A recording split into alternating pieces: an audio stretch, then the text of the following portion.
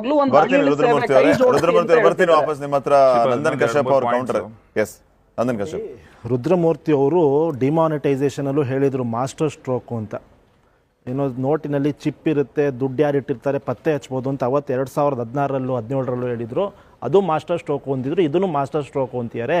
ಇದರಿಂದ ಆಗುವ ಪರಿಣಾಮಗಳು ಅವ್ರಿಗೆ ಗೊತ್ತಿಲ್ಲ ಅನ್ಸುತ್ತೆ. ಗಾಜಿನ ಮನೆಯೊಳಗೆ ಕೂತ್ಕೊಂಡು ಕಲ್ಲೊಡಿಬೇಡಿ ರುದ್ರಮೂರ್ತಿ ಅವರೇ.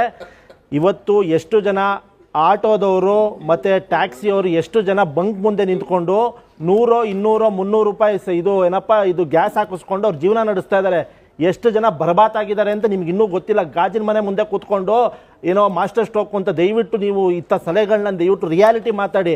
ಅಲ್ಲ ನೀವು ಹೇಳ್ತಿರೋದು ಜನ ಮಿಸ್ಲೀಡ್ ಮಾಡ್ತಿದ್ದಾರೆ. ನೀವು ಕ್ಯಾಮ್ರಾ ಮುಂದೆ ಕೂತ್ಕೊಂಡು ನೀವು ಇದನ್ನೇ 2017 ನೀವು ನಿಮ್ ತಲೆ ಒಳಗಡೆ ಚಿಪ್ ಇಟ್ಕೊಂಡಿದ್ದೀರಾ. ನಾವು ಯಾವ್ದು ಚಿಪ್ ಇಟ್ಟಿದ್ದಾರೆ ಅಂತ ಹೇಳ್ತಾ ಇಲ್ಲ. ಈ ಮಾಸ್ಟರ್ ಸ್ಟ್ರೋಕ್ ಚಿಪ್ ಇಟ್ಟಿದ್ದಾರೆ ಇದೆಲ್ಲ ನೀವ್ ಹೇಳ್ತಾ ಇರೋದು, ಬೇರೆಯವ್ರು ಯಾರು ಹೇಳ್ತಾ ಇಲ್ಲ.